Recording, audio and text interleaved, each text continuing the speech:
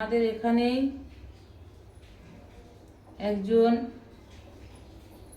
বাবা ছেলে চান করতে নেমেছে কালকে 4টার সময়। সে ভদ্রলোক বোধহয় একটু নেশা করেছিল, তার স্ত্রীর সঙ্গে মদ খেয়ে ঝগড়া করে ছেলেকে নিয়ে পুকুরে নেমেছে। কেউ খেয়ালও করেনি, কেউ দেখতে পায়নি। তুমি চিন্তা করতে পারো, একটা 9 বছরের ছেলে আর ওদিকে 27-28 বছরের একটা বাপ বেটা একসঙ্গে ডুবে মারা গেছে।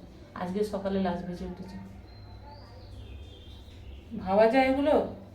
ওই জন্য বলে যেটা হলো নিতনগরের পুরী। মা বলতো এটা নিতনগরের পুরী, কেউ হাসছে, কেউ কাঁদছে, কেউ বাজাচ্ছে তুড়ি। তুমি দেখবে আজকে ভক্তরা, তোমরা দেখবে কত পৃথিবীতে কত মানুষ আছে, কারো বিয়ে হচ্ছে সে এক আনন্দ করছে, কারো একটা সন্তান হচ্ছে অনেক বছর পর সে আনন্দ করছে, কারো এমনি হয়তো একটা সন্তান জন্ম নিল, ছেলে হোক মেয়ে হোক, সে কত আনন্দ করছে, কারো জন্মদিন হচ্ছে। আর কারো মুকুলের কাছ থেকে তার সন্তান অর্থাৎ তার স্বামী হারিয়ে ফেলছে, সে দেখো বুকে হাত দিয়ে বুক ধরপড় করে কাঁদছে। সেই জন্য বলে যেটা হলো নিতনগরের পুরী, কেউ হাসছে, কেউ কাঁদছে, কেউ বাজাচ্ছে তুই। এটা পৃথিবীর রীতি। সব জায়গা যেরকম সব জায়গাতে এরকম পৃথিবীর নিয়ম, সব জায়গাতে এটা হচ্ছে। আমার শাশুড়ি বলতো যেটা হলো নিতনগরের পুরী, কেউ হাসছে, কেউ কাঁদছে, কেউ বাজাচ্ছে তুড়ি। কত মানুষ কত আনন্দ করছে। কত জায়গায় তুমি দেখো বাৎসরিক পুজো হচ্ছে, সেখানে মানুষ শাড়ি পরছে, গয়না পরছে, পরে কত আনন্দ ফুর্তি করেছে।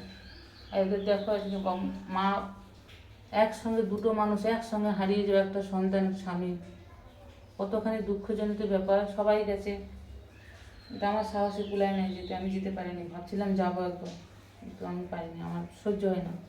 শুনেই আমার একদম গা গা তো কেঁপে উঠেছে, আমি যেতে পারিনি। এই তো মানুষের জীবন।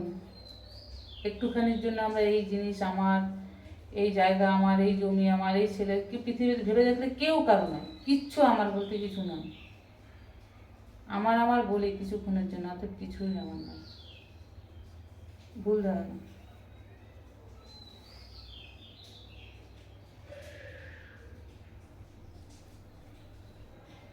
পৃথিবী সোনার খেল।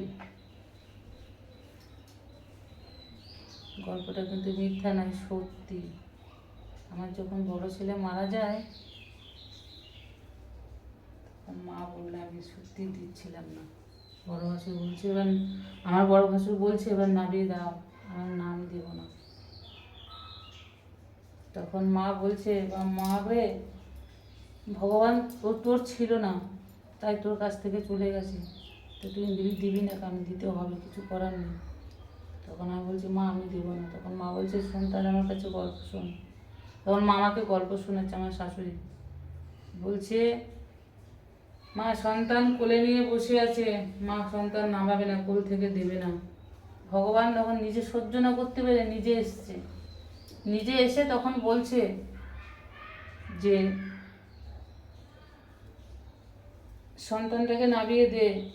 বলছি কি না দেবো না, আমি একে কোলে নিয়ে বসে থাকবো, আমি দেবো না, নামাক দেবো না আমি। তখন বললে এক কাজ কর, তোকে দিতে হবে না, তোর সন্তানকে আমার কোলে দে।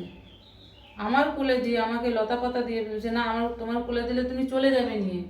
বলছে না রে আমি যাব না, তোর সন্তানটা আমার কোলে নে, আমি কোলে দে, আমি নিয়ে বসছি, এবং তুই যা, তুই যেয়ে পরে প্রতিটা গ্রাম, এখানে তোদের যত গ্রাম আছে তুই যতক্ষণ পারবি প্রতিটা গ্রাম ঘুরে এসে সেই গ্রাম কারো বাড়ির থেকে 5টা সরিষা চেয়ে নিয়ে আয়।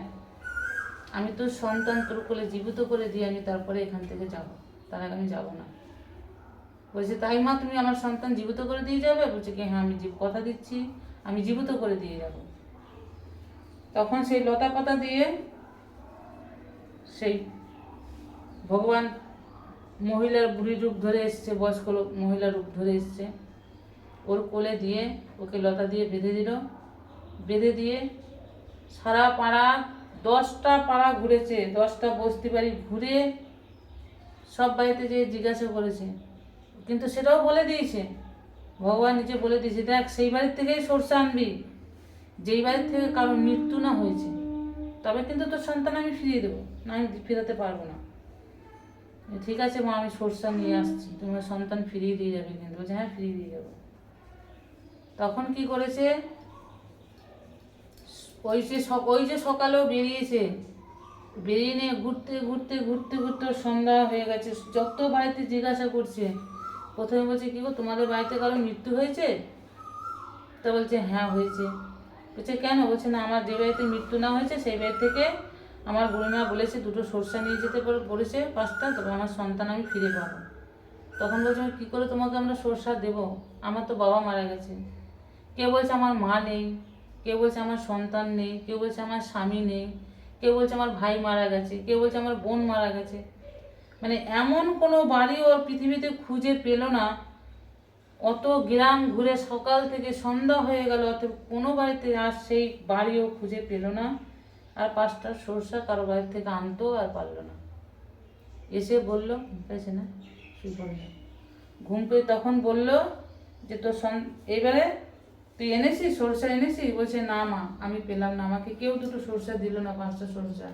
সবাই তো বলছে যে কেউ না কেউ মারা গেছে সেই বাড়ি থেকে, কারো ছেলে, কারো বর, কারো বোন, কারো ভাই, কেউ না কেউ বলছে মারা গেছেন, তা কেউ তো দুটো সরষা আমাকে দিল না। বলছে তাহলে এবার তুই তোর ছেলে আমাকে নামিয়ে দে, আমি তো তোকে কথা দিয়েছিলাম যে সেই বাড়ির থেকে দুটো সরষা চেয়ে নিয়ে আসবি, যেই বাড়ির চেয়ে কারো মৃত্যু না হয়েছে।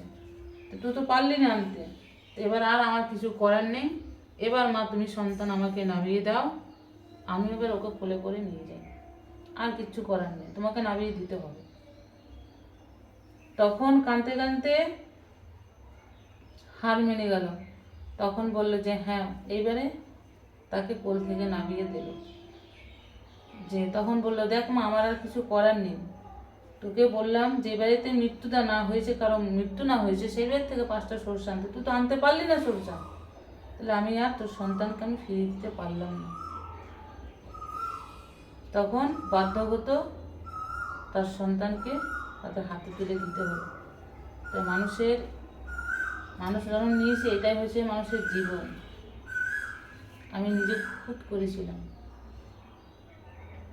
জানো, যখন আমার বড় ছেলেটা মারা যায়, 3 মাস বয়স, তার যা রূপ ছিল, ও থাকবে না বলে ওটা নিয়ে এসেছিল রূপ।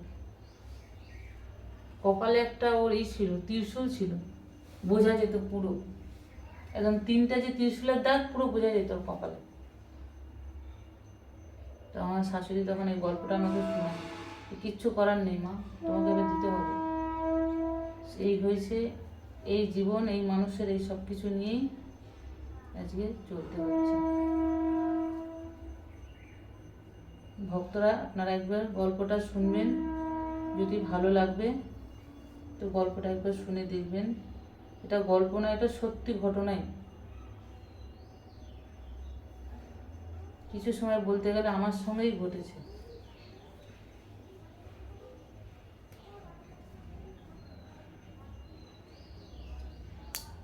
কি ঘটেছে গল্প কি বলি, সত্যি কখনো মিথ্যায় পূর্ণ করা যায় না। ঠিক আছে না, একটু বড় করবো না, চালু নেই তো করে দিয়েছো।